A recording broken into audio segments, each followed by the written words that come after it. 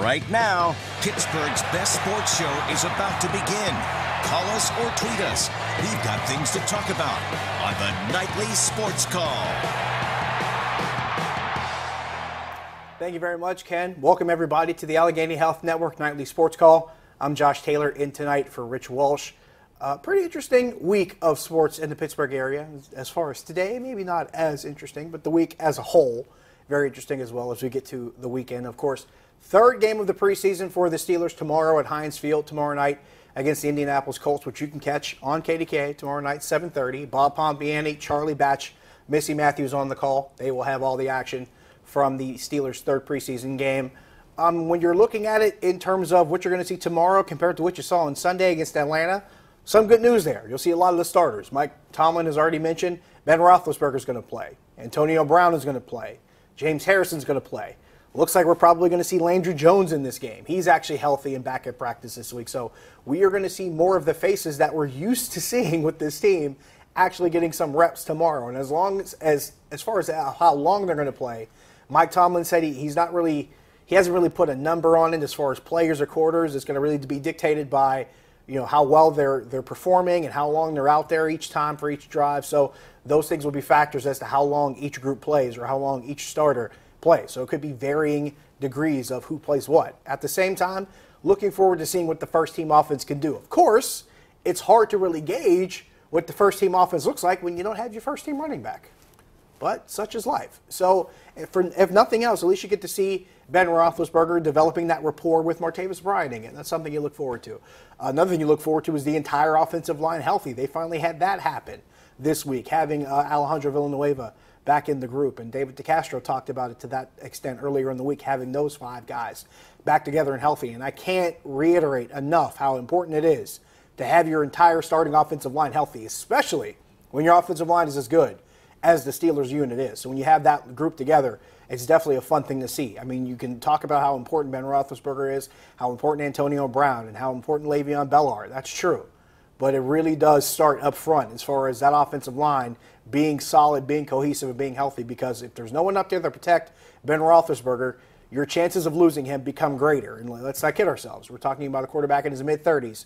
And quarterbacks in mid-30s, pretty much you hear the clock ticking. It's like the crocodile on Peter Pan for all intents and purposes. So as long as your offensive line is healthy, you have better odds of getting more production and more health out of your quarterback position. So it's a good thing to see. On the defensive side of it, Mike Tomlin talked about this yesterday during his press conference. He wanted to see the defense start better than they did on Sunday against Atlanta. Atlanta scored on 3 straight drives, a touchdown and 2 field goals.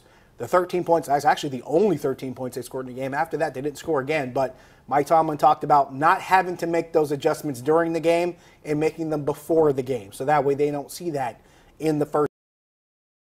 So it's interesting to see what happens on defense. And to that effect, we find out there's a battle for the number 1 corner spot. It's Cody Sensabaugh versus Ross Cockrell. If I had to put my money on who people were expecting to be the guy, I would guess that people were expecting Cody Sensabaugh to be the guy. Because if I remember correctly, if I'm using my memory of calls and tweets that we've gotten to this show, a lot of them have complained about Ross Cockrell. I tend to like Ross Cockrell. Do I think he's the better option to Cody Sensabaugh based on what the offense or what the defense may be expected to do more of this season? Not so sure.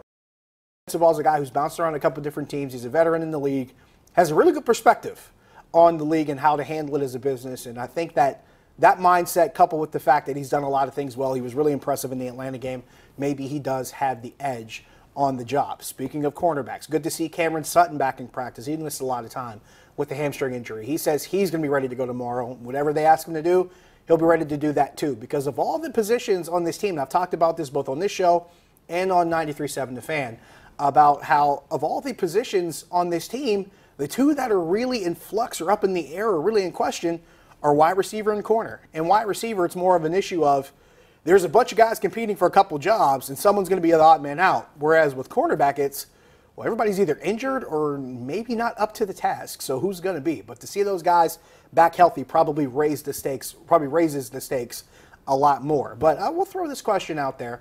Who do you expect to be the starter opposite Artie Burns come week 1? Do you expect it to be Cody Sensabaugh? Do you expect it to be Ross Cockrell? We'll take your phone calls, 412-575 2600 is the number, the Borders and Borders hotline. Give us a call there. Taking your tweets at Josh Taylor HD as we look towards the ninth inning of the Pirates. I believe you're still trailing 9-5 in Cincinnati. Players Weekend, I think the more exciting part of the weekend coming up is that it's Players Weekend, because if you're worried about the games themselves, perhaps the jerseys are more interesting. But taking your phone calls, taking your tweets at Josh Taylor HD. We will take a break. We come back. We'll answer phone calls. We'll answer tweets. We'll do it all. See you in a little bit.